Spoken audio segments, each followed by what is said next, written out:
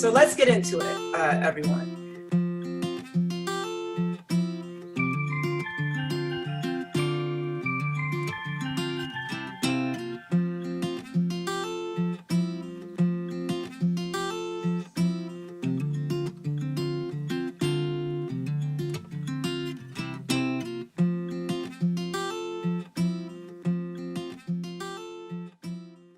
Hello, everyone, and welcome to the American Theater Wing's Network for Emerging Leaders in the Theater for tonight's panel, Not Going Back to Normal, Moving Forward.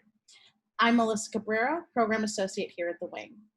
We're so glad you're all able to join us for this important discussion, whether you're a new or returning network member.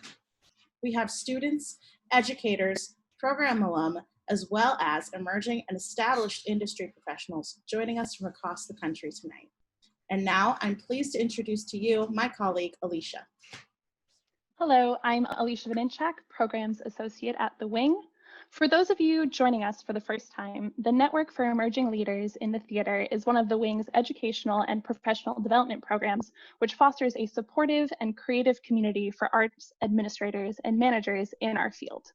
Through the network, these aspiring students, interns, and young professionals can connect with and learn from panels of esteemed industry colleagues, theater companies, and other leaders in the New York and national theater scenes. And now, it's my pleasure to introduce American Theater Wing President and CEO, Heather Hitchens. Hello, and thank you so much for being here tonight. We have nearly 300 people from all over the world actually with us tonight, and this is going to be a very special panel and a very important topic to discuss. This year has introduced unprecedented challenges. I mean, what we have gone through, and as a society, but as an industry, we've been hit harder than most. And, you know, that's been very difficult and challenges across the board. But with great challenge comes great opportunity. And I hope you share both my optimism for a brighter tomorrow and my belief that we can and must take this time, this pause, to work on making a more equitable American theater to return to. It is our collective responsibility to ensure this moment lives up to its promise. Tonight's panel is what I hope will be the beginning of an ongoing dialogue about how we can make the industry that we all care about better. I'm thrilled that my friend and colleague of nearly 20 years, yes, we did meet in elementary school, and also an ATW trustee, Binta Niambi Brown, will be leading tonight's discussion. Before I turn it over to Binta, I want to brag on her a little bit. And these are just a few of her accomplishments. This is the reduced bio here. So they include being the founder of omalilly projects. They also include most recently running Chance the Rapper's label and publishing operations, being the manager to Grammy Award-winning producer and artist Peter CottonTale. Binta is a former corporate lawyer at each of Cravath, Swaine & Moore and Kirkland & Ellis, where she was a partner. In those roles, she advised global entertainment and media companies such as DreamWorks, Time Warner, Universal, HBO, and more. She also has robust public policy experience, having advised the White House, a certain former presidential candidate, and several governors, as well as US senators. Now, if that's not enough, Binta is an incredibly talented multi-instrumentalist on top of that, who has performed internationally and throughout the United States. And to top it off, finally, she has been recognized as the Fortune 40 under 40, one of the Fortune 40 under 40 business leaders, the Roots 100 most influential African Americans, and Crane's New York 40 under 40. Welcome the very accomplished Binta Niambi Brown. Good afternoon or evening, depending on where you are in the world. It's great to be here. Thank you so much, Heather. I feel like I should take you with me wherever I go in life, because that glow up was a great glow up. Really looking forward to this conversation this evening. Before I bring in the distinguished panelists and our guest tonight, just a couple of words, you know, and Heather alluded to this. When we started with COVID, we all thought, oh no, what's gonna happen to theater? And some of us thought, well, as terrible as it is, here is a needed pause and an opportunity for us to sit back, reflect, and see how we can make things better than the way they already were. And then a few months into COVID, as we all know, we had the terrible, horrific killing of George Floyd, Breonna Taylor, Ahmaud Arbery, and so many other Black people, men and women, trans people in the United States. The spotlight turned to racial inequity, a spotlight that had already begun to shine in part because of the disparities that COVID revealed and the differences between Black survival, Hispanic, Latinx survival, and other demographic groups in the United States. And so here we are in a COVID world, a post-George Floyd world, where we are at a great reckoning and have a great opportunity to figure out how we move forward in a way that's more equitable, more just, and more fair. I have long thought that when it comes to advancing racial equity, pursuing justice, integrating our society, schools, and businesses, such that the humanity and dignity of Black people is recognized rather than subjugated, that the humanities, the arts, have a critical role to play in the fight for racial justice. It's in the theater, or in my case, with my nose deep in a script, that I experience the stories that have the possibility of teaching me more about myself and others, where I recognize, see, and begin to understand in an almost spiritual way our shared common humanity, where my assumptions and presumptions about those whom I don't know are challenged, stretching me, I hope, into my potential. Yet when I go to the theater, and as a Tony voter and member of the Theater Wing's Board of Trustees, unless it's a Black play, I don't see integrated audiences or diverse productions.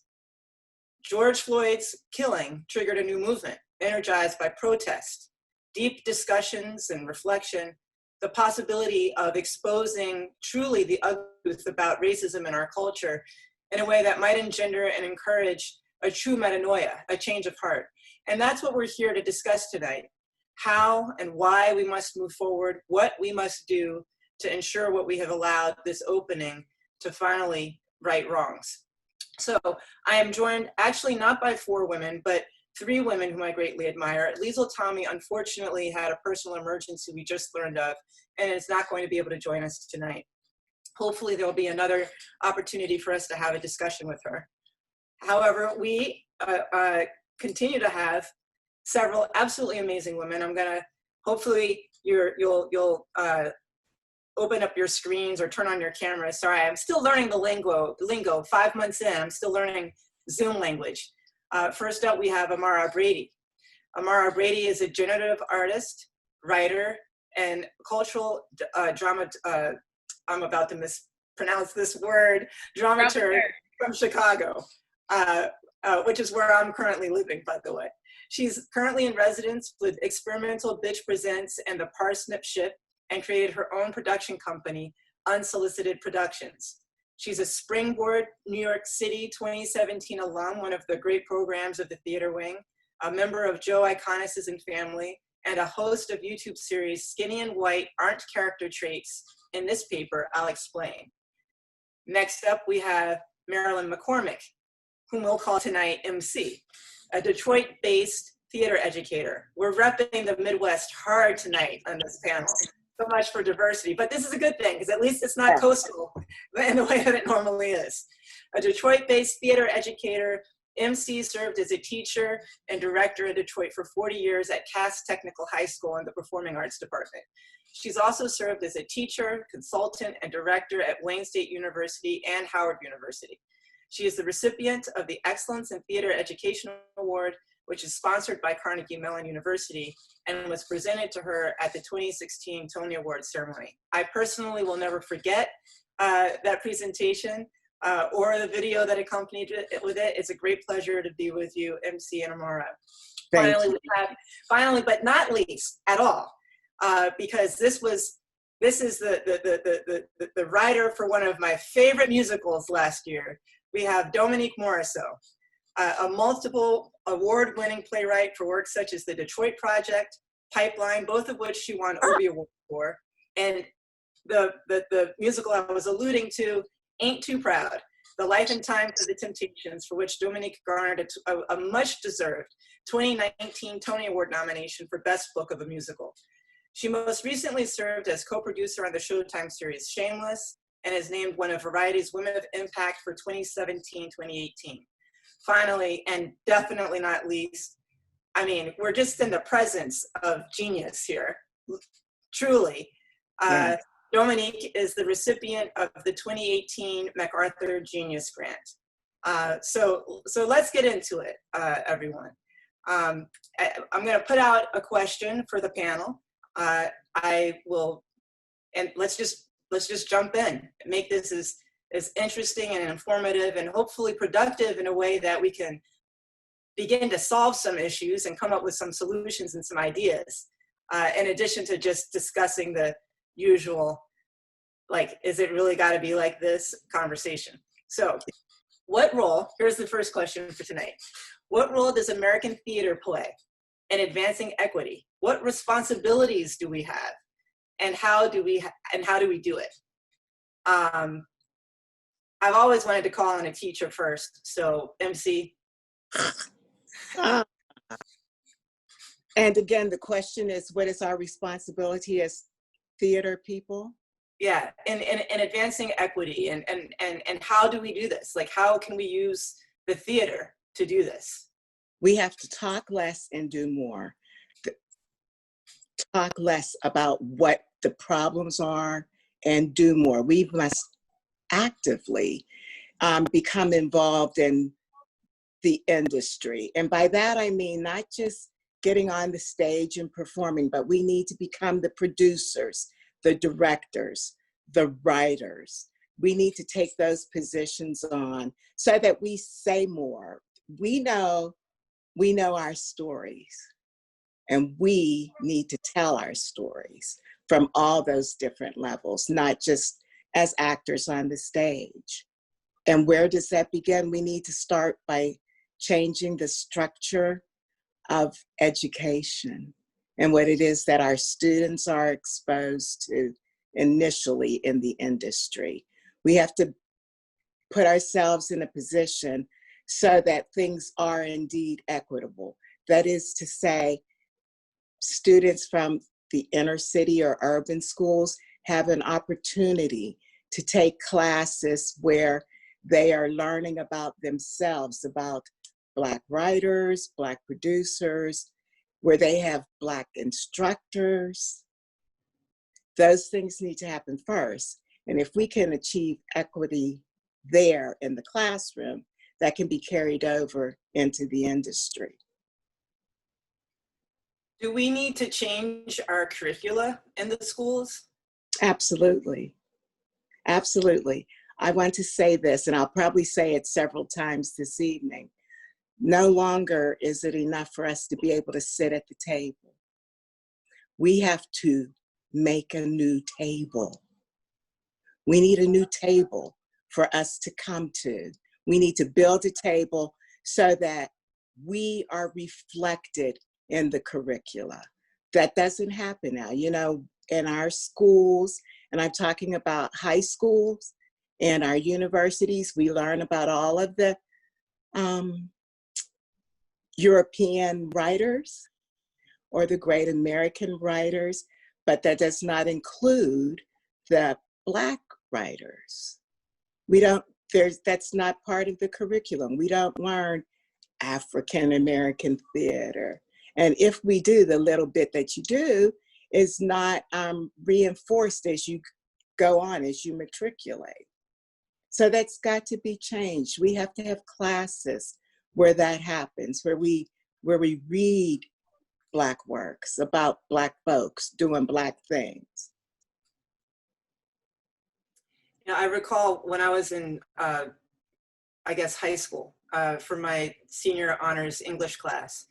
I grew up in a affluent white suburb of DC, and I did my senior project on James Baldwin.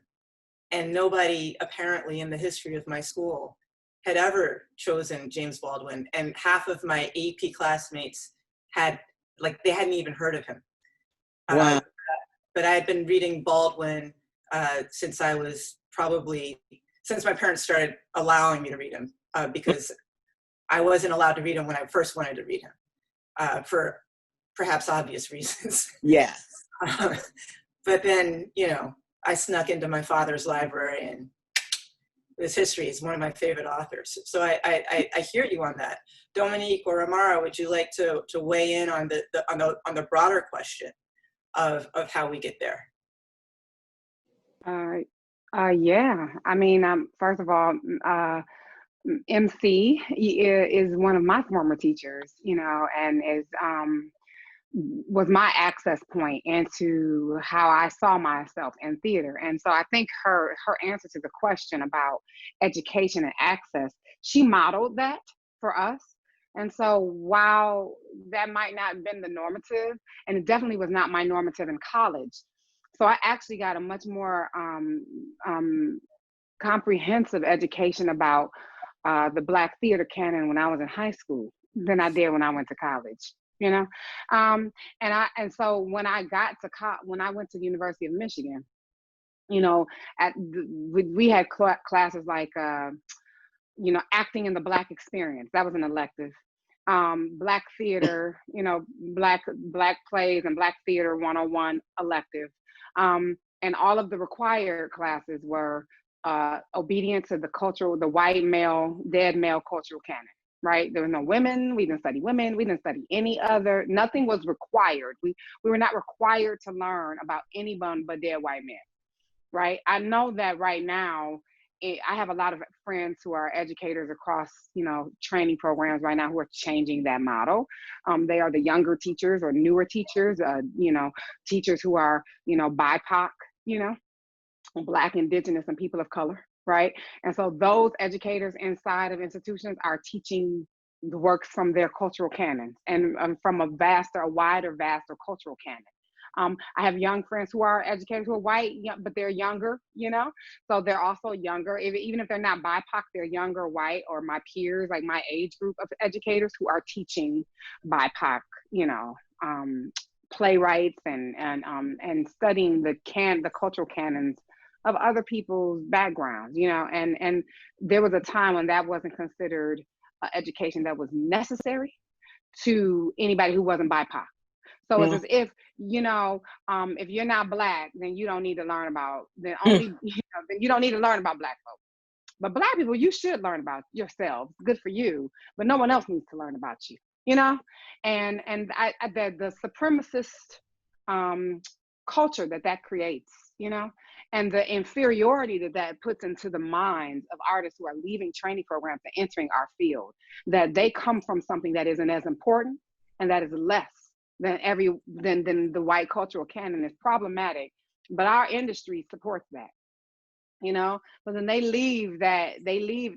What bothers me a lot is both training programs, what they're setting students up for, and then what the industry then, you know, confirms, you know, which is that they are expendable and you know, to be hot topicked and never to be fully integral part of American theater.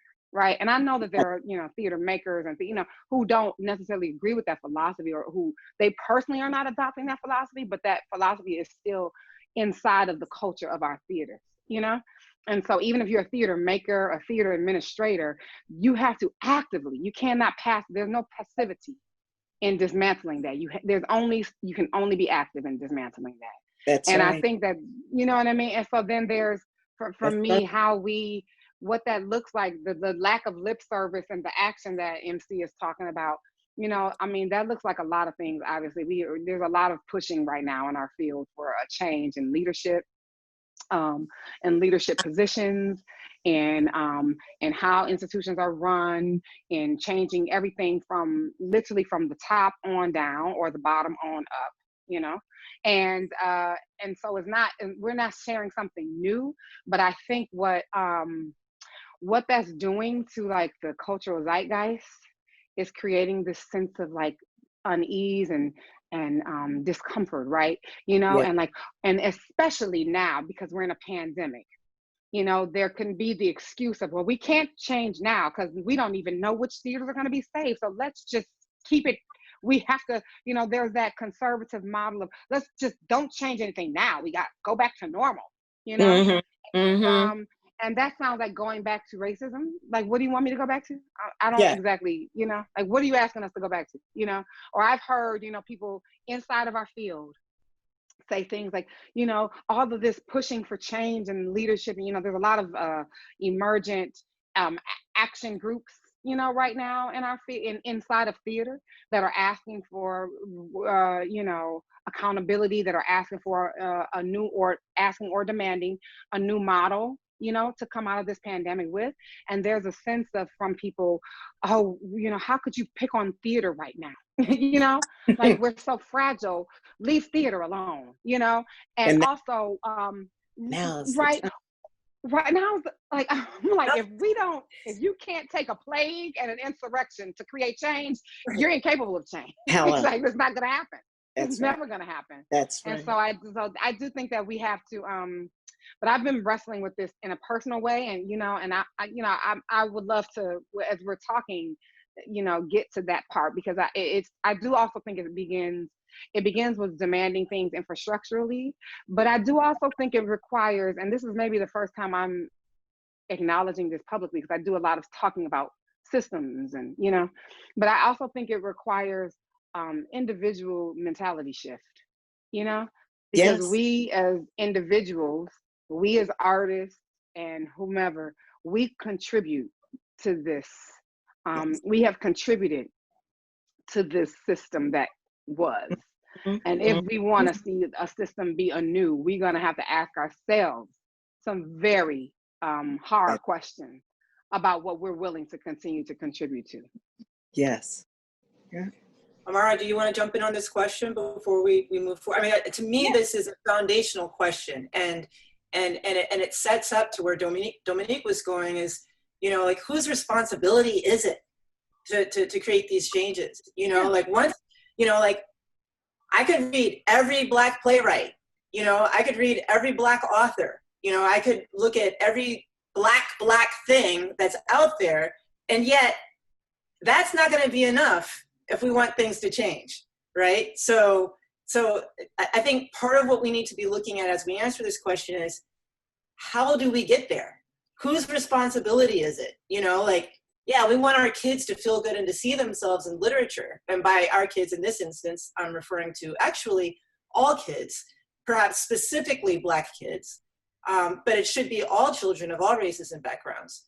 But there's still going to be that barrier when it comes to getting onto, you know, the Great White Way, you know, or to the great regional theaters. Anyway, I'm talking too much, but Amara, let me let you jump in. It's a conversation.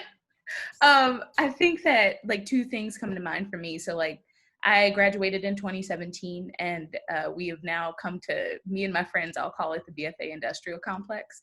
And I know that's, like, not a new term, but it's a term that, like, we use a lot now. And I think a lot about my experience, because I transferred universities, but, like, I don't think I was ever required to read a play written by a Black playwright aside from August Wilson and Lorraine Hansberry.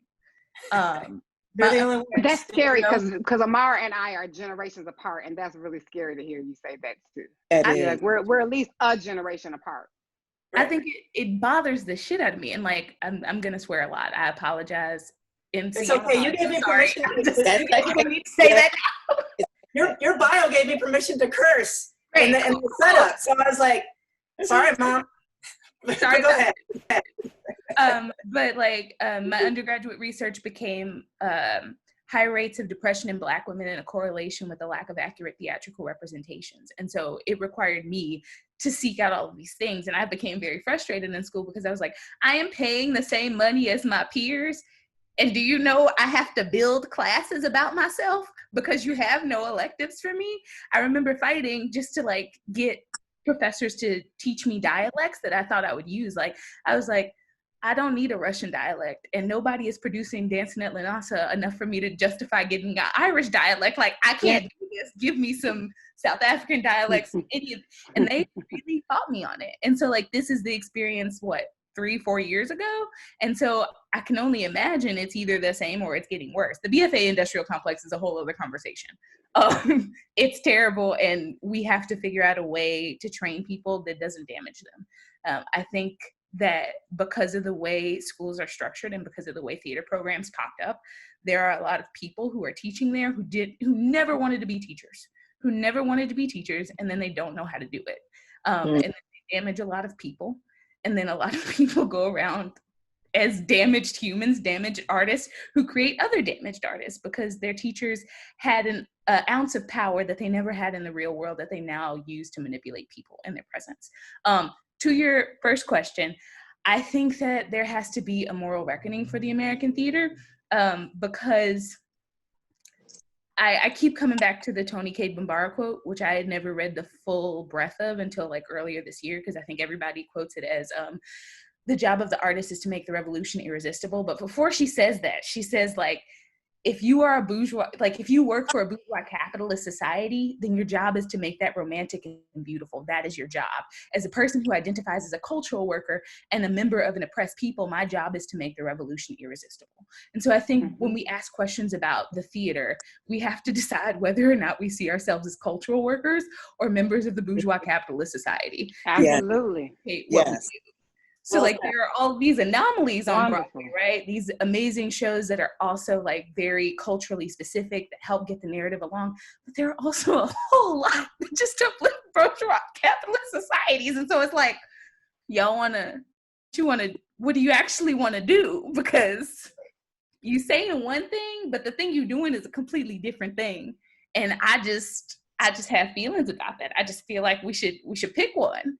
And I think that as long as the current narrative, the current cultural shift of the American theater, and as long as we keep saying that like Broadway is the end all be all for every fucking thing, we're gonna be screwed. There are 3 people who own all the theaters on Broadway. That's right. That's troubling. That's concerning. That's a problem. It's very much a problem. Yeah, and that's actually, where I was going to go next is, most of the producers I know on Broadway are not Black. They're mostly white folks. Put on a lot of great shows, obviously. I love going to the theater. I think we all do. That's why we're here. Yes. I love being in the theater industry, in the theater business, and the entertainment industry. But the people who control, what comes to stage are are rarely Black folks. So how do we, first of all, is there a responsibility, and should there be a responsibility of producers? And how do we get to that to bring more diverse productions? And I want to be very specific in what I'm saying, because I'd like to think that Black people are not monolithic, notwithstanding what might have been said by a certain campaign earlier today. And I'd like to think that some of us are interested in like that there are many, many different stories that could be told, many different genres that folks might be interested in, that Black people might be as interested in Shakespeare, for example, as in August Wilson or Lorraine Hansberry, so what responsibility and how do we help people to move forward in their thinking so that they're approaching what is brought to stage differently, how they bring things to stage differently? And then another part of this question is, do you have thoughts on how we can diversify? I mean, the obvious issue is capital, right? But do you have thoughts on how we can diversify who the people are who are making the decisions about what's coming to stage, what's coming to the theater, how it's cast, how it's produced? So I'm gonna pick on Dominique, the student, this time. The student. Yes. So many things. I'll start with your question about the route, like the pathway of producing, like who gets the power. Because see, it's not just that a lot of the people who are making decisions about what gets produced are, you know, largely white producers. It's also, there are Black producers, and a lot of these shows have Black producers on board, especially the Black shows. You know, the Black shows have an addendum of Black producers who may not have put in as much capital as the lead producers, but they're producers on those shows. But because they don't have the lead producing amount of money, it's also about whether or not those white producers are listening to those Black producers, right? Mhm. Are they, when you're at the table, like how much of that seat at the table do you actually own, right? So that there, and how much voice is being heard. I have had experiences where I know several disgruntled Black producers, you know, in contrast to white producers who are not listening, who literally are just not listening to them, you know, in a space that they are not the experts in, right? Because when Broadway is concerned, there's only been one prioritized audience for Broadway. There's a one prioritized audience for Broadway. And we know that by the rate of the scale of tickets and the amount, how the ticket pricing is being set, you know? Yeah. And we know that, we know that by, and I mean, when I say one specific audience, I mean age-wise, as well as, you know, economically, as well as racially, right?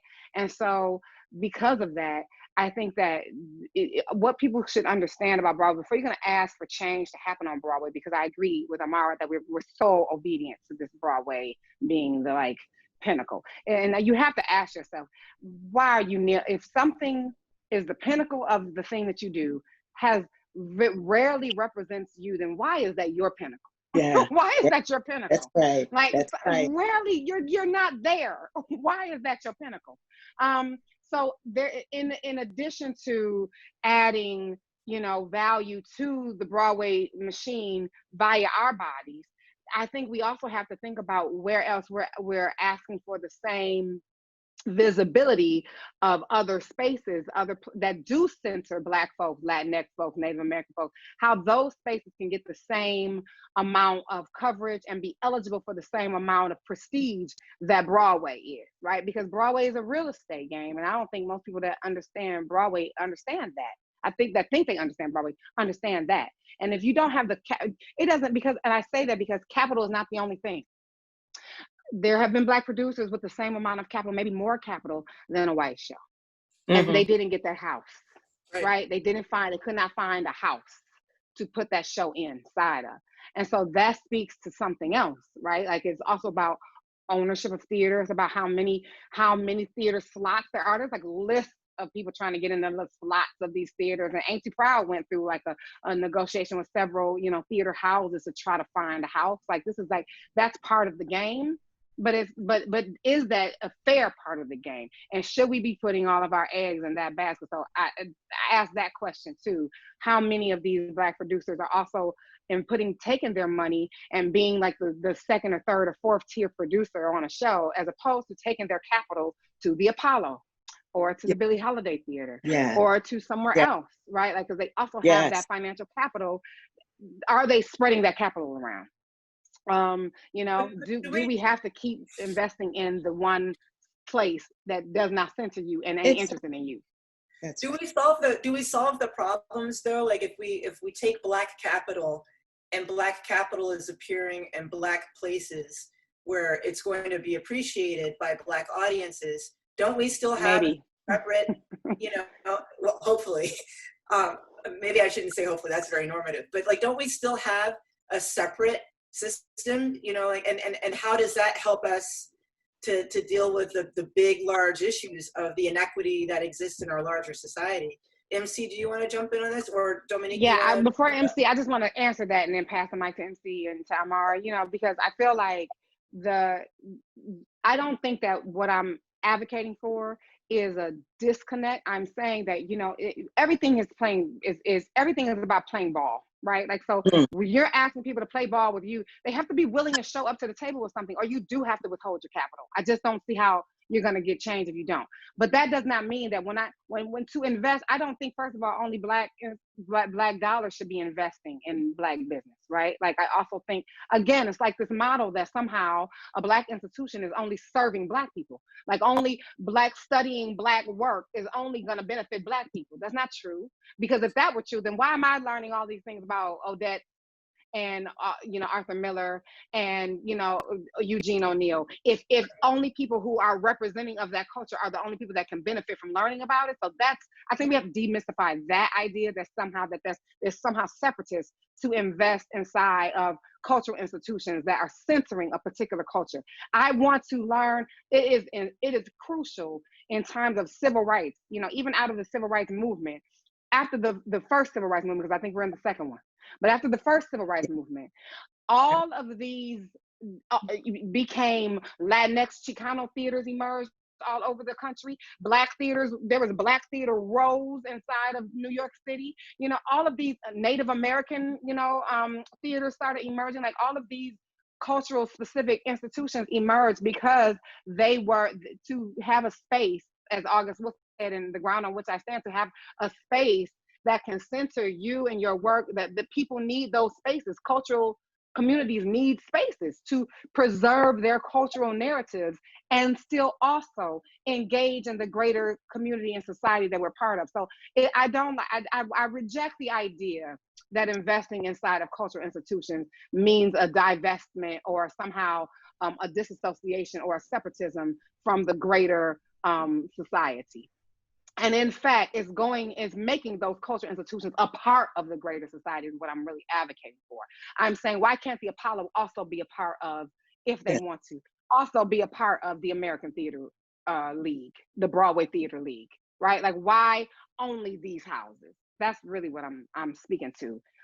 Instead of like separating, I'm saying really be inclusive, but don't just bring our bodies, bring our institutions, bring everything into this greater initiative. That's all.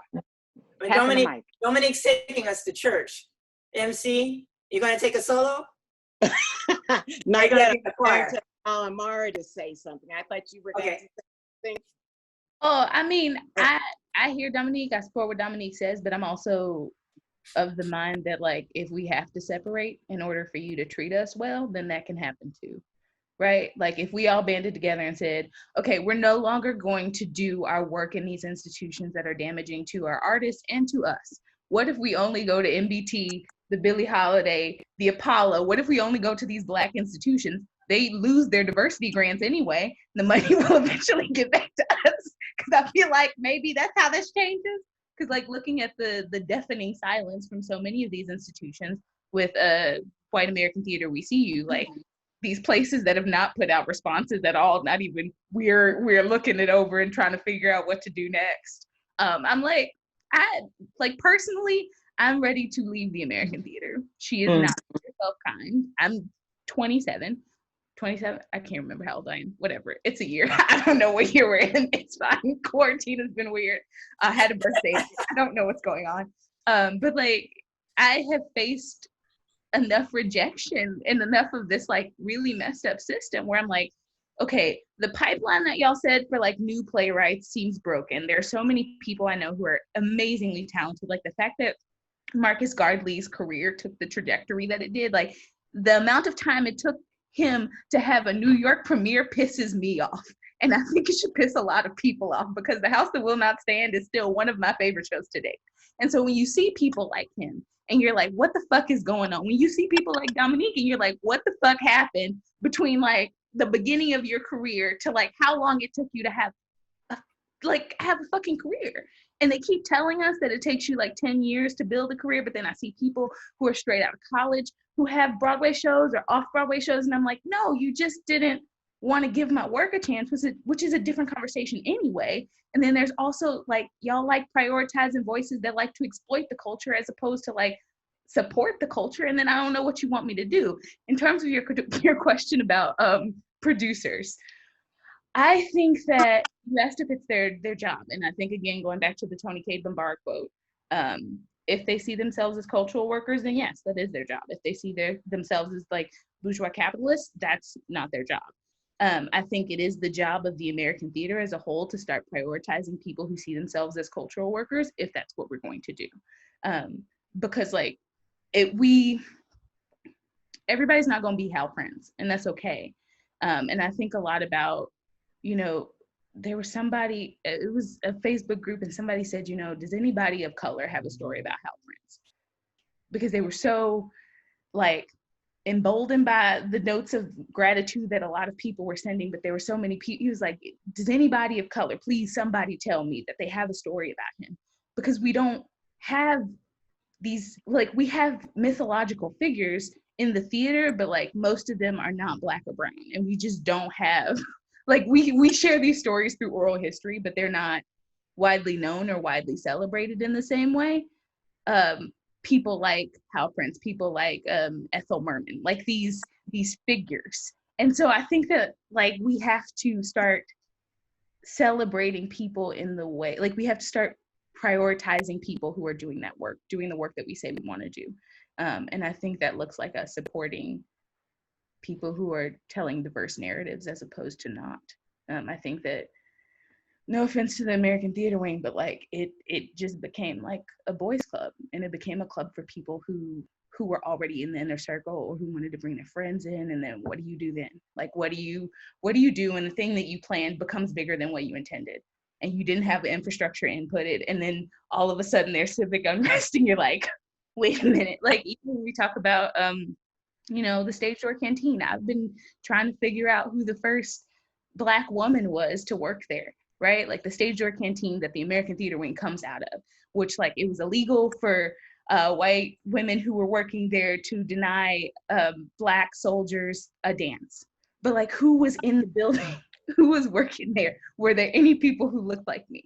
Because we don't talk about them, and we don't know about them in the same way. And that's really unfortunate. In terms of getting new producers in, I've been trying to figure out that for a long time too. Like, I think I had a meeting with a friend last year, and she was like, you have to have X amount of dollars per year in order to be an investor on a Broadway show. And I was like, she said the number, and my eyes popped out of my head. And I was like, I don't know anybody who makes that much money. And I remember talking to somebody, and he was like, ask your church family. And it was another Black person. It was a Black Broadway producer. And I was like, ask my church for $250,000 to back a Broadway show? What church you going to? Can I go too? I'll come. But it's just like, we can't continue to pretend like money is not a part of this, because it's such a large part of this. It's such a large part of the inequity that we face, and it's all cyclical. But it's just like, we keep pretending like $250,000 is like not a lot of money. And I'm like, bitch, I'm poor. I came from poverty. I don't know her. So like, I don't know what you see happening either. But I think that it has to be, I'm curious about what writers would look like. Like, if people were like, you have to bring on an apprentice, essentially. Like, you have to bring on an apprentice into your producing team who like mirrors the community that the show services. And you have to teach them how to do it, and you have to share your connects with them. Like, what does that look like? And is it possible to implement it? I don't know. What if we did change writers? I mean, first of all, I think we do need to address the trauma that you're talking about, and that is, to me, it's part of the solution.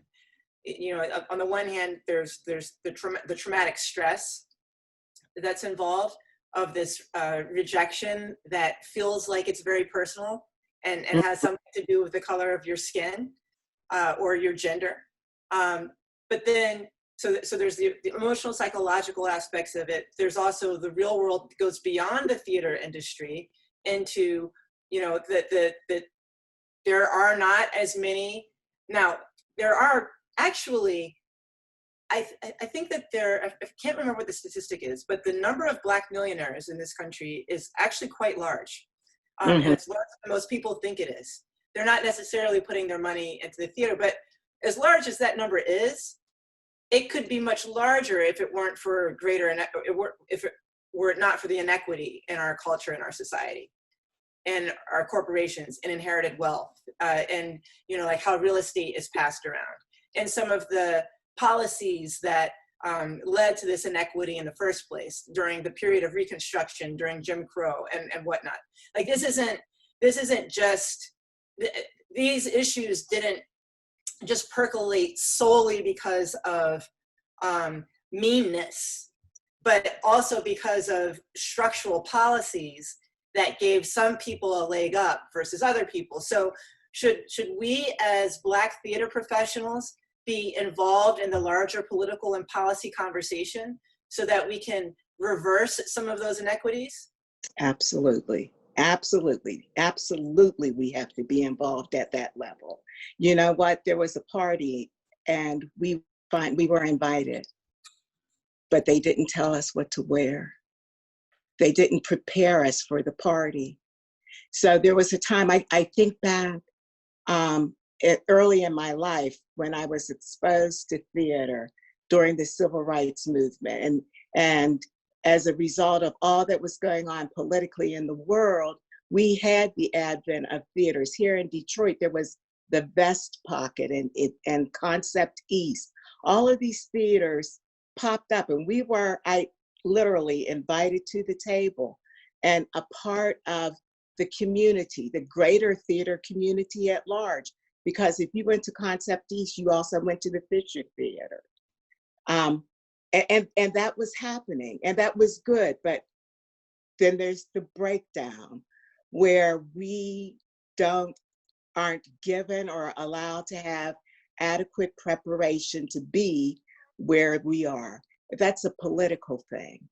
The politics worked against us. I think we're at a point now where we have to stand COFA. We have to go back. We got to get what's ours. We got to get our stuff. And we have to, and this is not to say that the American Theater Wing hasn't done what it's supposed to do or all that it could do. But we have to now take our position, go back, get our stuff and say, we're here and we are prepared and we're ready to do something that you haven't seen before. It's not going to look the same. It's not going to be the same. We're going to build this new table and we're going to sit at it. Very much like what Beyonce has done with her, Black is King thing. It defies, what we need to do is create a new genre of theater, a new genre?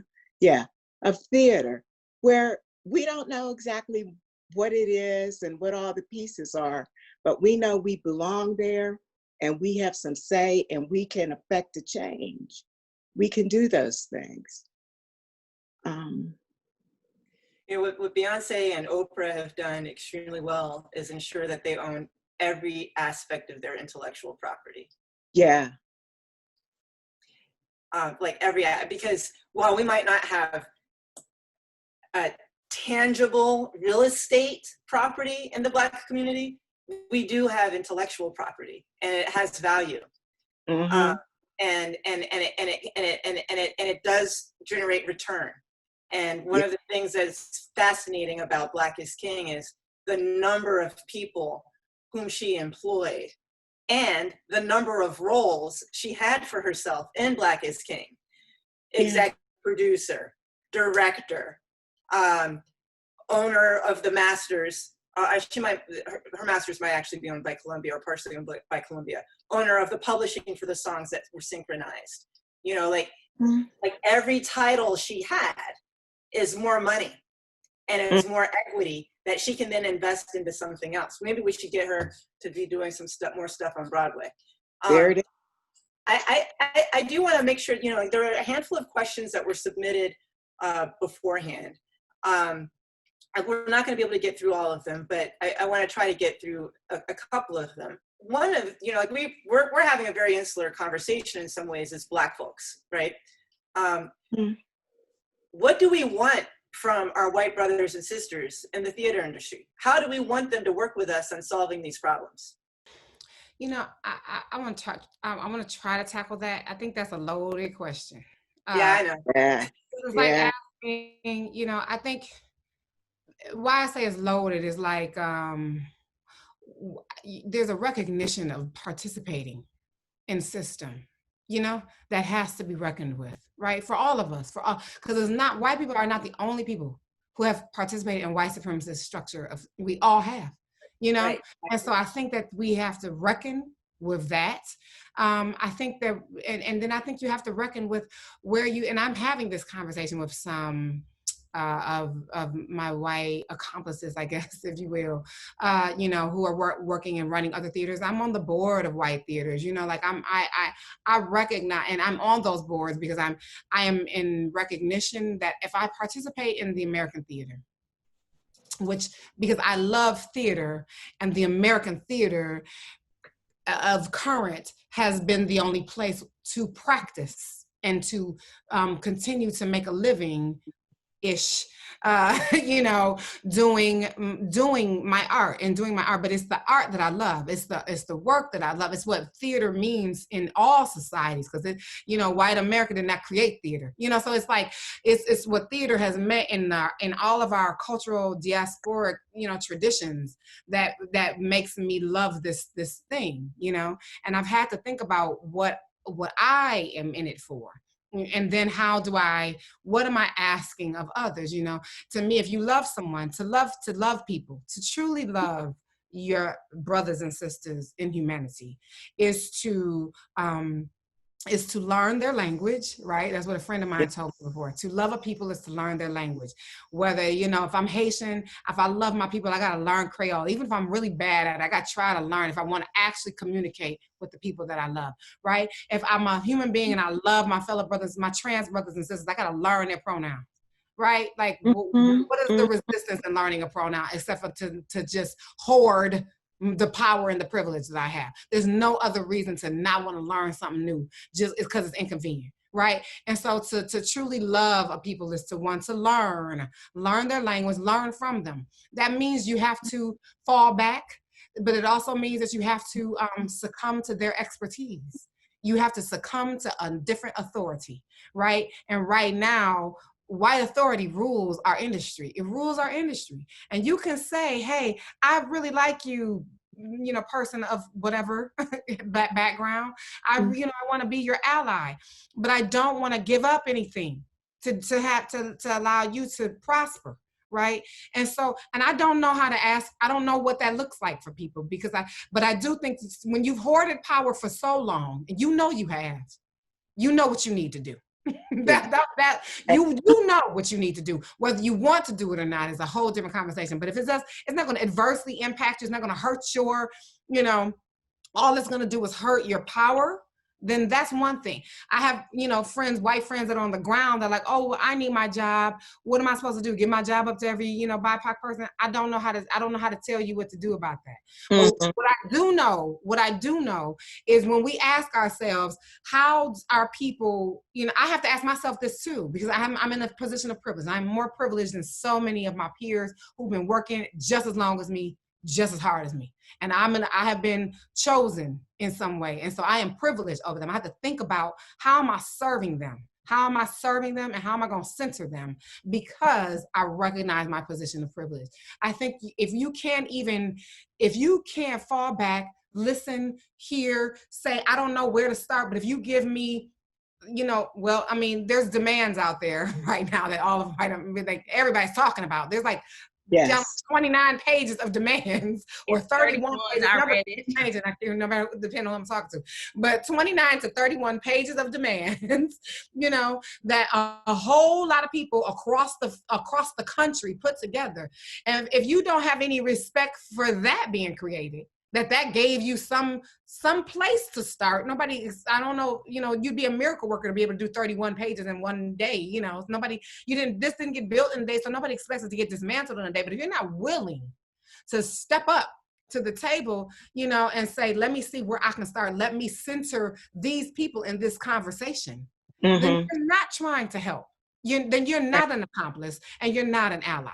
And then I don't think you can do anything for me if you're not willing to do that. But if you are willing to do that, if you are willing to acknowledge white supremacist structure is something that you are a participant in, then you can start the work with trying to debunk how to actively push it forward. But I think a lot of people and a lot of statements that are going out from a lot of theaters or producers, or I don't know, whoever, that say, hey, we're with Black Lives, or we're gonna be about anti-racism. And I don't think you can do that if you can't acknowledge your own contribution. Right. I don't think you can really. It happens in the schools and in these programs, in the conservatories.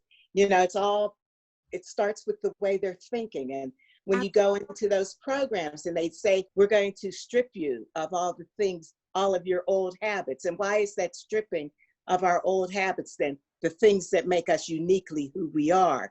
We have to begin, I also think, in the schools and the educational structure Absolutely. that we are exposed to, that we expose our kids to our young adults to. We have to we have to decolonize the way that teachers think and teach, and make sure that they are saying things that allow our students to say, yeah, who I am and what I do is acceptable, it's valuable, it matters, it makes a difference.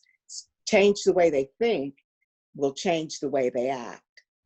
We can change the outcome. Absolutely. I'm going to throw something out there that's potentially a little bit controversial. But if you know me, you know me. And you know I like a little bit of controversy. Because I think controversy can be very instructive in terms of guiding us to a place. You know, Dominique, you said something that really resonated with me just now, which the bottom line is that it's about love. You know, and like truly loving, what it is to truly love. And it reminds me of something that my mother said to me when I was younger and I was trying to figure out my dating life, you know, because I wasn't always surrounded by a bunch of Black men. And I used to get frustrated, you know, like, well, there's not as many Black guys as there's white guys. Like, what am I going to do? And one day my mother said, don't you know what love is? Love is the person who can expand upon who you are by loving who you are, which requires an authenticity and a sense of self and a sense of truth. And so it seems now that the interracial relationships, and what we're talking about in some senses here, is the development of a healthy interracial relationship on Broadway, in the American theater, in broader American culture. And in order for the interracial relationship to be successful, the interracial relationships that tend to be successful, and this is perhaps the controversial part, maybe all of it's controversial depending on your perspective, and if so, sorry. But interracial relationships that succeed for the long term, it's because there is a recognition of whom the other person is at their core, and a love and a wrapping around and expansion and boosting that up so that culture is enhanced, right? So there are some couples that do this very, very well. There are some couples where perhaps they haven't dealt with the white supremacy that they've internalized. Perhaps they haven't really, you know, like had that opportunity for self-examination to know truly who they are in the context of the relationship. How do we take that into theater and then into broader society? This is not a question that anybody from the audience submitted. This is a question from Binta Brown. MC, Amara, Dominique, whoever wants to jump in on this. I think we know what Dominique's going to say because she set this up in a sense, but I would love to hear what you guys think about that. And maybe it was a compound question that's too difficult. It's just like, how do we take the idea of love and like true love, true self-examination, and use it to make our theater and our society more equitable? That's the theater I want to be a part of.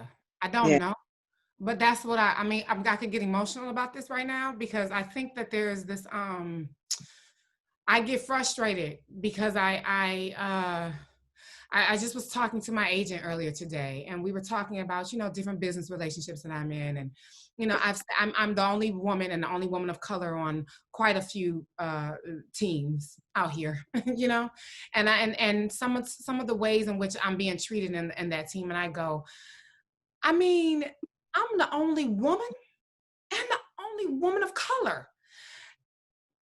How are they not realizing the behavior that they're doing is really problematic against me, and that just under that construct alone, like how they have no consciousness that men of a certain age and different backgrounds, but maybe majority white men or whatever, and that you're not sharing information, that you don't want to talk to me as a Black woman, that's not leaving me out of decisions, or, you know, trying to leave me out of decisions, like that's not, how do you not see that, you know?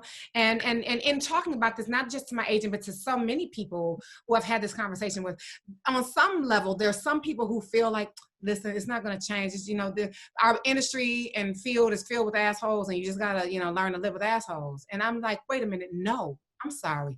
I'm an activist. I can't tell the young people that's looking at me and see me in this position that I'm in right now and think that they have a chance to do their art and do what they love, that they're going to have to accept abuse forever to do it? That there's no end? There's no way. Why would I sign up for that? Why would I do this to myself? Why would I stay in this game if I don't think that it can change? So this idea that we call these things out, that somehow we are against or in opposition, we're trying to tear theater down when it's vulnerable. How dare you? How dare you? We bleed out to do this work. I care about this. I put my life into this. So how dare you suggest that if I am passionately standing up against it and saying, hey, I don't like the way you're treating me, and I can't come out of these streets where my life is vulnerable. Literally, I could get shot. Literally, I have had interactions with the cops. Literally, I have stayed on the phone while the police followed my husband, hunted him down, like treated him like they were a gang. Literally, I go through this on the street, and then I come into theater where I'm talking about this stuff on stages, and and panelists like Binta, and MC and Amara come on, and we talk about this, and theaters feel good about hosting these conversations, and then quietly keep me out of a decision. Or police me when I come into their institution, or tell me to be quiet when I'm laughing at a show. Like, how I'm not gonna not be safe out on these streets and then also not be safe inside of these institutions. How dare you ask me to do that? If you love me, how dare you ask me to do that? Because I would not ask that of anyone that I love. And so I think censoring, understanding when it's time to listen. I think about ableism, because that's come up recently in my life, and I realized, like, why hasn't, my father was disabled my entire life, but why hasn't ableism been a conversation that I focused on? Because I have able-bodied privilege. I don't know how much that hurts the the disabled community, because I don't have to think about it. So if I tell the disabled community, sometimes people are assholes to disabled people, just live with it. How dare I do that to them? Yeah. So I think that we, to love means to listen and learn and understand. I am not the expert. I am not the authority on that experience. And therefore I have to serve you, not the other way around. That we are in theater, if we are capitalists, then we gotta then live with being a capitalist and everything. But if you're, like she said, like Amara said, if you're a culture shifter, if you're a cultural worker, and if you are an artist who believes in what we say we believe in this theater, that it's here to impact and change lives, then you have to do that work. That's a different kind of work than driving capital. Yep. That's right. That's exactly right. We have to do it. We have to then model it. Those people who believe this, who feel this passion, who understand what it is you're talking about, we must model it. I think it is that simple. It's that basic. There's no formula to follow. We just have to go out there and we have to do what must be done. We have to show love. We have to give the love. We have to, I think about the students who have come through my classrooms, and many of them have said the reason that they are successful in doing what they do is because they have had someone who's come back and shown them that they were able to achieve, to accomplish, that these things were not dreams, that they are reality. Love is. It is. It's something that is tangible. It's something that we can say, look, it's in me, see me, know that I do this thing, and you can do it as well. We have to model. We have to do it. Amara, it looked like you were having a response to what MC was saying. I've just been noodling on this question, listening to what everybody else has to say. And I feel like, I guess my immediate response is that, like, love feels like a tall ask when you can't respect me yet. I just want you to respect me. Like, before we get to love, for me, I think there's like an order of things, right? Like, granted, I'm a fucking Pisces and I'm screwed. And so, like, I don't have this order. I don't implement it actually. But, like, in reality, I have a theory of what the steps of love are. And I think that before we get there, it has to be like respect. And to Dominique's point, like, this is my third year in New York, and the first 3 years were so shitty that I was like, you know what, I can go the rest of my life without this, you know, from the fat shaming to the like terrible directors who send you 3-page long emails saying that you're the most unprofessional person they've ever met because you didn't take their treatment, because you told them, I don't like the way you talk to me, I don't like the way you treat me. But it's also a conversation about the way the world treats Black women, I think. Because like even recently I had a project that I was at the helm of, I curated the whole team, they still fucked me over. And it wasn't intentional, they wasn't trying to hurt me, it was none of that, but it was just like, the way you left me out there in the cold, the way you didn't show up for me, the way everybody else's collaborators did, like this hurt me. And it's a conversation that like we all can, I think I am consistently coming back to, because it is a recurring theme in my life. And I am brilliant enough to know that it is partly me, but it is also partly partly the society that we have built. Not me, not y'all, but like the society that is built, the current zeitgeist, that conversation. And so I think that for me, it is just about the initial respect that I think that people of marginalized identities are not given. Like it's a lack of compassion. It's like compassion for me, because I remember going to Lincoln Center to see a Nantucket sleigh ride, and it was after intermission. There was an older white woman who had dropped her hearing device, and she was just trying to find her hearing device, and everybody in the rows behind me were like screaming at her to stop talking and to be quiet. And I was like, she's literally just trying to enjoy the show the way the rest of us are. Why are you being like this? And it's weird because you go into these spaces, and like I remember the first time I ever went to WP, this white woman didn't want to let me get to my seat. And like, I remember going to Sink and Ink, and that was the show with general seating. And this white woman came up to me because I was sitting in the front row next to like a middle-aged Black couple. And she was like, are you in the right seat? And I was like, ma'am, it's general seating. What do you mean? And so it's like, these things keep happening. And it's just like, it's not just happening to me, it's also happening to Dominique. It's also happening to Lin-Manuel Miranda. Like, it happens to the foremost leaders in our community because people don't respect anybody and because there's a lack of compassion. And when I see this lack of compassion in the audience, it just baffles me, because I'm like, I thought you came here for compassion. The compassion you wanted to see on stage can be emulated in your own life. How about that? And so I'm curious about, before we get to love, before we get to that conversation, can you start to do some things that demonstrate that you might want to love me, that you might be interested in pursuing a relationship with me? Because right now it just looks like I'm somebody who you have to, like your mama said, you had to take me out on a date and you're really not about it, but now you like, her dowry is large, so maybe I'll marry her. Like, that's what it feels like. And I'm like, we could just not date. That's fine too. I would rather be in a loving relationship than be in a relationship with somebody who doesn't want me, but like who wants the clout, the prestige, the culture that we are able to provide. And I think that that's really a really terrible way to look at things, because I'm really excited about what's going to come out of a world that like people are not traumatized in. I've been thinking a lot about trauma bonds and how they seem to be the strongest things that we have. And like, what does it look like to build relationships outside of trauma? Is it possible in the American theater? I don't know, but like, I like to believe that it is. I sure hope so. And you know, so in the music business, like we're MC referred to this before as we're in the second civil rights movement. And this certainly feels like a movement, more so than, you know, like the beginnings of the Black Lives Matter movement 7 years ago. In the music business, we've worked really hard to try to come together with a united voice and a concrete agenda in terms of the changes we need to see in the music business and how the music business interacts with society. In the theater business, there are multiple new groups that have formed. Amara, you paid tribute to this before. Maybe Dominique, you did as well. So many different constituencies, not necessarily all with common, perhaps with the same intent and heart, but there's some disagreement between the different groups.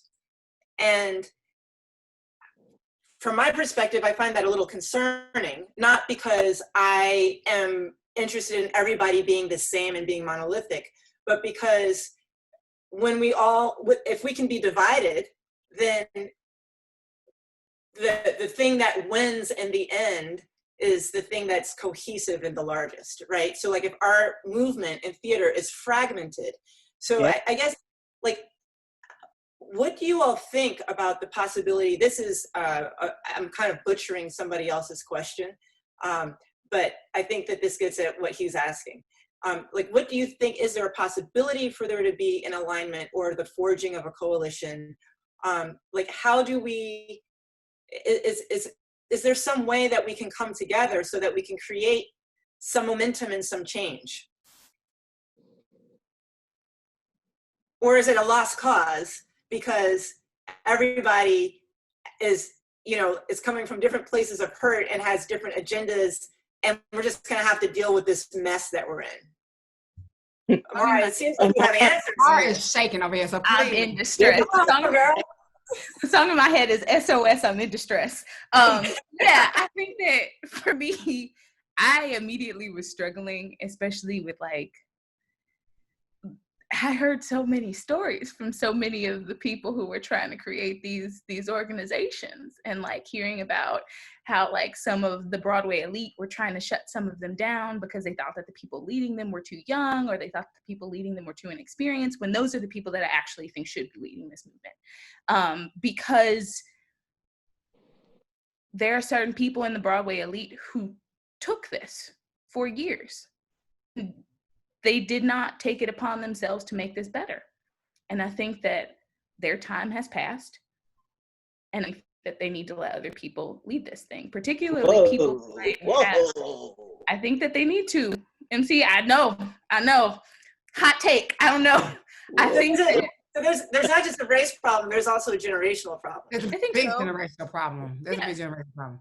And I think and there's competition between the generations in terms of. I would love to. I want to let Amara finish her point, but I think we're all generations of women on this panel, so I think this will be a good one for us to all tackle. Yeah, and I'm not just saying like my generation should lead the thing. That's not what I'm saying. But what I am saying is like the people who have lost things, the people who are generations ahead of me who have like sacrificed their careers for the sake of self and creating better spaces should be the people leading this movement, and they're not.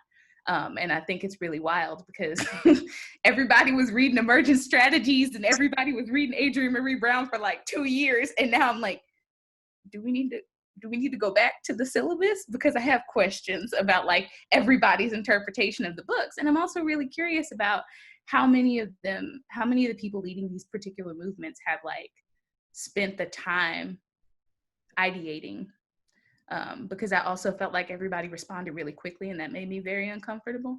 And I also think like the thing that me and a lot of my friends talked about was like the conflation of George Floyd with specifically the way we framed this movement made me uncomfortable, and made a couple of us uncomfortable, because I was like, people dying is a different thing than like me being mistreated in the theater.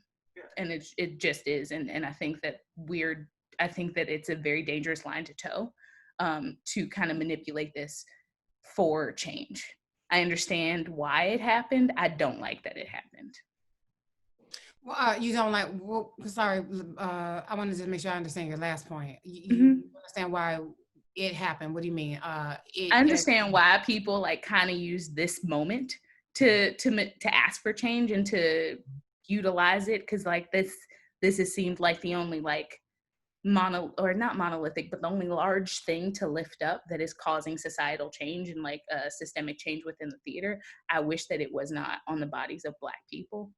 Like I would rather that was not the thing, but I'm not naive enough to think that it would happen otherwise.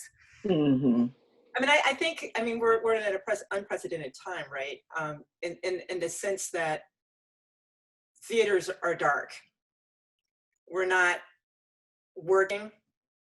Most of us are not, well, I mean, those of us who are in development and writing and production, we might be developing ideas, we might be writing, but we're not on stage. We're not going to the theater right now. And so it is, in a sense, a America has become less busy because of COVID, and this, to the same degree that we were less busy before all of the distractions and before our culture went crazy with materialism and with so many different channels to watch and so many different platforms to look at and all of this stuff competing, you know. So I think that part of why this is happening now is because we're all at home. And when you see a man with a knee in his neck for 8 minutes and 46 seconds, I don't know anybody who didn't experience that in some way. I actually chose not to look at it. I couldn't watch. I didn't want to watch. I feel like I've watched enough of that in my life. But I don't want to see it ever again. I don't even want to hear, I don't want to have to know that that's what I'm skipping over when I look at social media or anything else. And so I think that because of that, that's part of the reason why this moment has emerged, not so much as a reaction, but because we are without anything else to do. But let's get into this generational conversation, because I think that part of solving and moving forward is going to have to be listening to Amara as the new generation, you know, like Dominique, Marilyn, like MC, like each of us here coming together and figuring out a way that we can reconcile the differences. So, you know, MC, I'm gonna go, I'm ping-ponging here. We'll go back to the middle. And I don't MC, I'd love to know your reaction to Amara's comment. We don't need reconciliation. Okay. That's not a necessity. Okay. That doesn't have to happen. There are many roads to a destination, you know? I think where there's a void, we need to fill it. And when we fill that void, there will be richness. But we have to do that. We have to take the time to actually fill the void, and that will make the difference. We don't have to reconcile anything. Got it. Beauty is in the threshold, right? You know, where one, Yeah. where two lovers' bodies come together, where night changes to day, you know, like in the space between seconds, in the space between notes. Yes, yes. So Dominique, what is your response to this? Like, how do we get there? How do we get to the middle?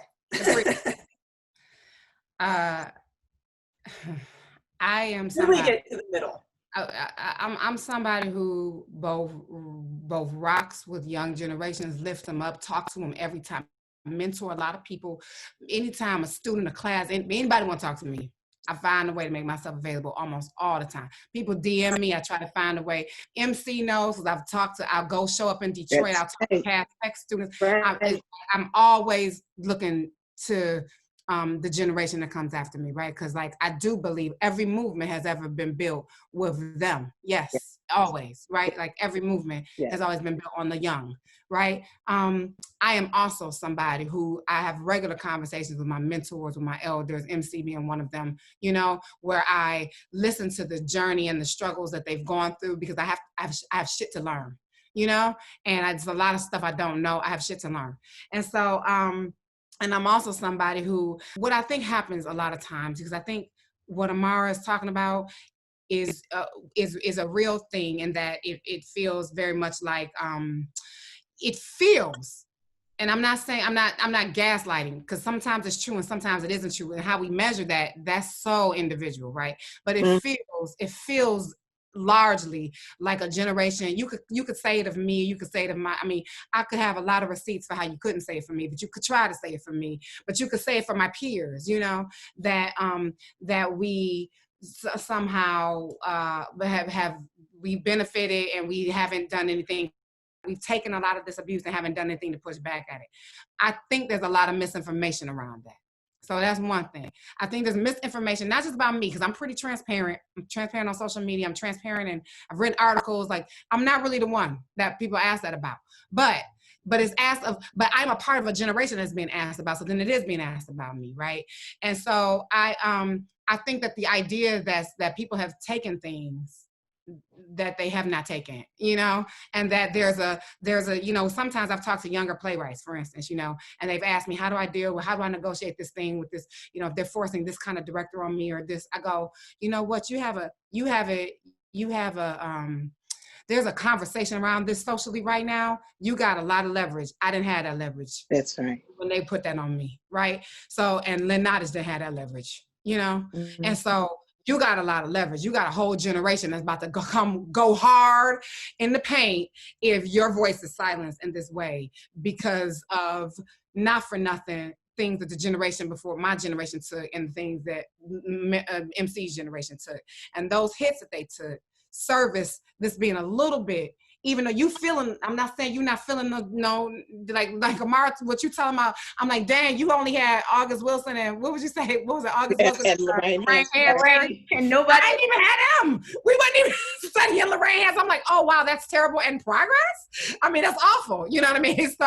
So, but I'm like, look, y'all was reading Lorraine Hands, right? August Wilson was already a step ahead of what I was being exposed to, right? Those were electives, you know? And so I just say that to say that, but every bit of noise I made and all the ways that I was called angry and Black inside of my program helped for somebody else to come along and not be called that or be listened to a little bit more, right? Just like I was helped by my elder generation to be listened to.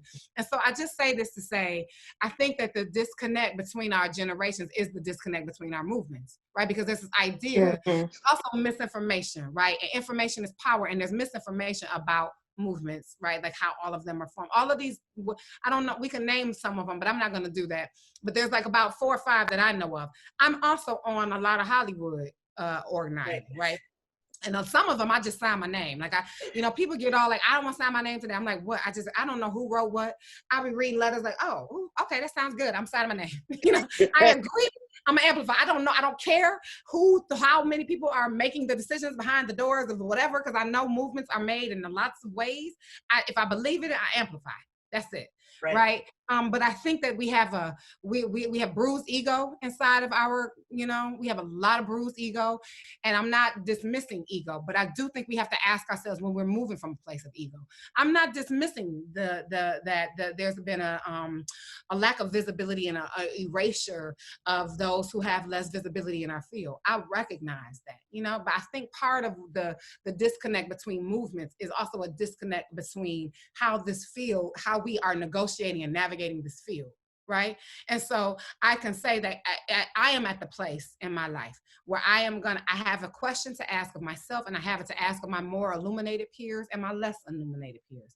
I have a question to ask all of us, which is that if we think, what do we think about the institution that we are participating in? What do we feel about the system that we are a part of, right, in the large world? Because to Amara's point about, this is on the back of George Floyd, but I have to say that, like, good, positive or negative, and I think there's a little bit of both in this, every movement comes on the back of our trauma. It's always immaterial. You know what I'm saying? Always. Like every movement always come on the back of our trauma, because it's the way that it's the only way people get in. And then you have performative, you have to perform they're called demonstrations, right? Like we perform the action, we perform the trauma. You have NBA players wearing, Vote and Justice Now on their jerseys.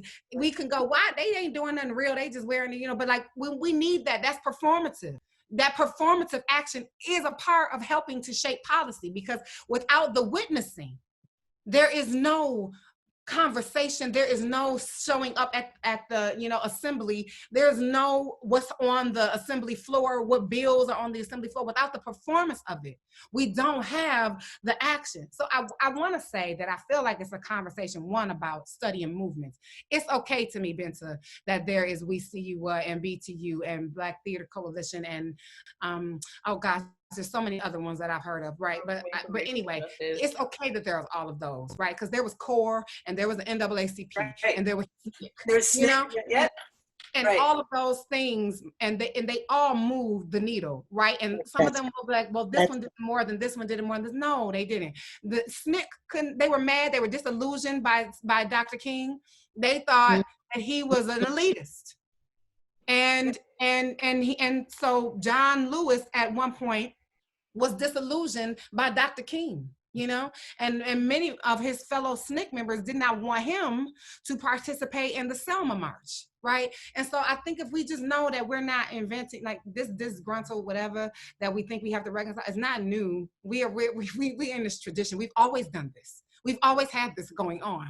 And it's okay, because all of this stuff, it takes all of these many explosions, you know, to make people pay attention. Now, the harm I think it causes is when a movement is moving in opposition of agenda, right? Like, because you can say, you're loud over here, but y'all a bunch of elitist Broadway performers. And I would say, yeah, why is it only Broadway people? Okay. But, you know, but then I'll be like, this over here is all young people. And I go, young people, y'all need no mentorship? Y'all just think y'all gonna figure this out without knowing what came before it? You know, that's problematic, you know? It's like, why not a mix of all of that stuff? You know, I would ask all those questions, but if we're not paying attention, if we are moving in opposite agenda, that's when I ask the question, what do you feel about the system we're in?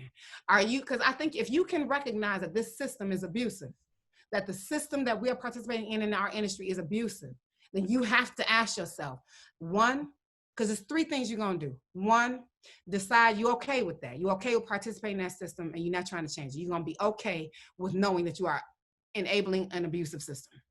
Two, you're going to make a decision to not participate in it at all. You're gonna totally disengage from being in that system.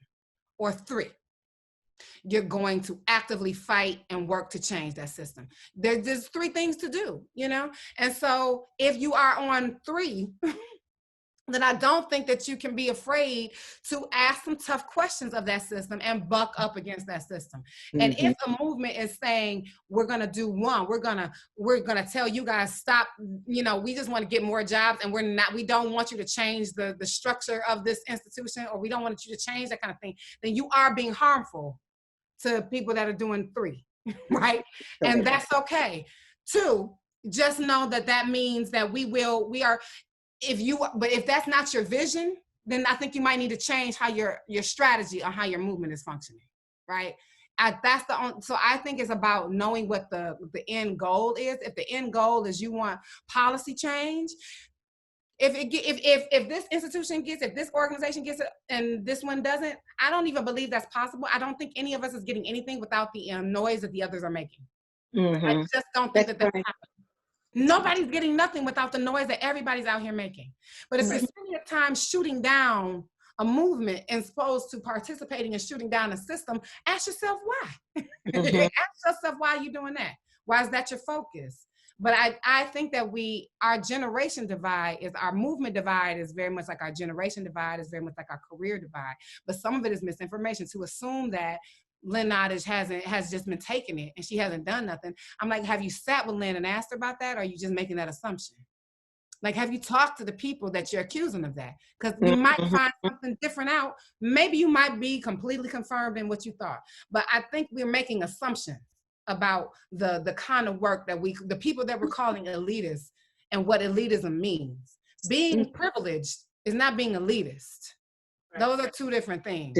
And to be privileged, that's something I got assigned to you. That's not something you're luxuriating in necessarily. And to be privileged, then you got to figure out what you're going to do with your privilege. Are you going to use your privilege to enjoy it and luxuriate and keep other and be exclusive? Or are you going to use your privilege to help liberate other people? You know, but to just denounce people that have privilege without denouncing what they're doing with it is not really fair, I don't think.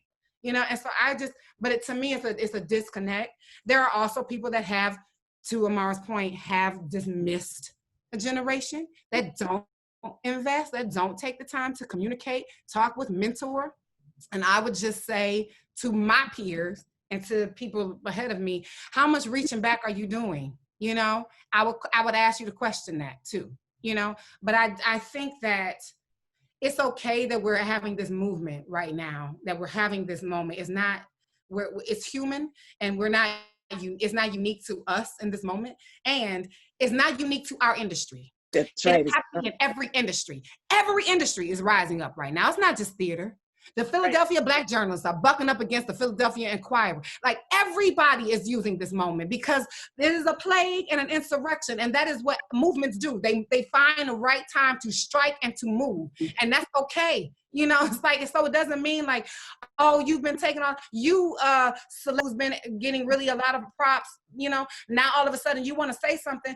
If that celebrity wants to tell me that even if I make it to the celebrity status, they're going to tell me what I'm going to experience, and that's going to be crap, and that I need to be fighting that, I need to know that person has information for me. And so I think we have to decide whether or not it's are we shooting the messenger or the message, you know?